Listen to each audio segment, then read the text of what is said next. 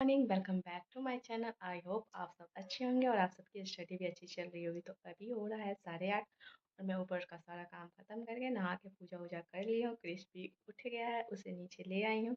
तो अभी सबसे पहले मैं किचन में ही हूँ।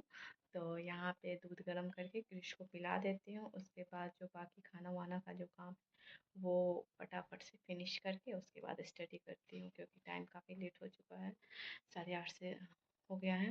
तो सबसे पहले क्रिश को दूध पिला देती हूँ, क्योंकि उसे दूध पिलाने में ही काफ़ी टाइम लग जाता है। तो खाना बनाने में ज़्यादा टाइम नहीं लगता, ज़्यादा से ज़्यादा 2 घंटा बहुत है। तो सबसे पहले मैं क्रिश को दूध पिला देती हूँ। चलो, हे एवरीवन, टाइम हो रहा है 9:33 हो चुके हैं और मेरा खाना वाना बना चुका है, काम ख़त्म हो चुका है। तो अभी मैं इंग्लिश कर रही हूँ, उसके बाद करंट अफेयर करूँगी।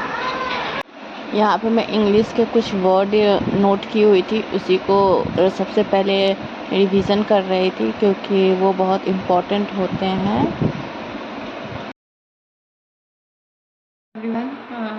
टाइम हो रहा है 11:45 हो रहा है। मेरा सारा काम ख़त्म हो गया है, क्योंकि उस समय खाना बना ली थी, उसके बाद मेरा फास्ट था और मम्मी जी का भी फास्ट है।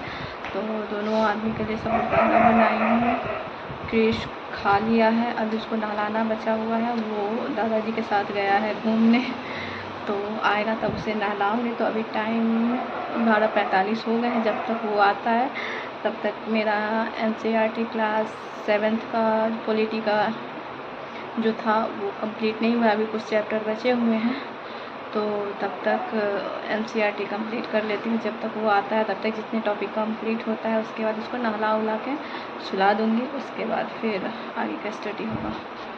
तो टाइम देखिए, यहाँ पर मैं क्लास 7th की पॉलिटी की NCERT कर रही थी, क्योंकि क्रिश था नहीं तो थोड़ा सा समय दोपहर में मिल गया था, तो मैं सोची जब फटाफट से कर लेती हूँ, क्योंकि मोबाइल से ही मैं करंट अफेयर भी करती हूँ और इंग्लिश कन्वर्सेशन भी सुनती हूँ।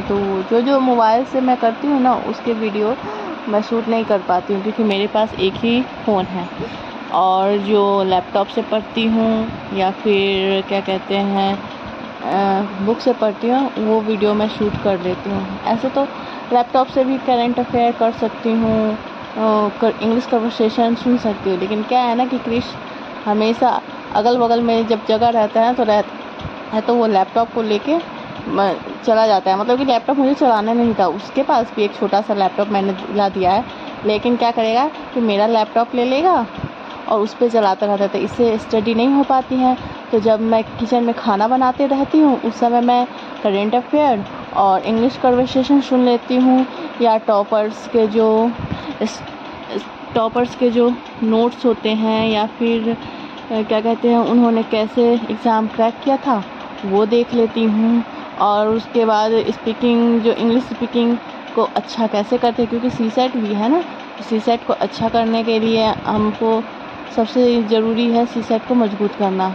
तो उस पर भी शुरू से ही ध्यान देना जरूरी, क्योंकि हिंदी मीडियम के स्टूडेंट को बहुत प्रॉब्लम होती है CSET में। तो इसीलिए मैं शुरू से ही CSET पे भी फोकस कर रही हूँ, जिसमें अभी सबसे पहले इंग्लिश और मैथ पे जोर दे रही हूँ। अभी तो फ़िलहाल मैथ हो नहीं रहा है, क्योंकि इंग्लिश में ही सारा टाइम निकल जाता है, तो इसीलिए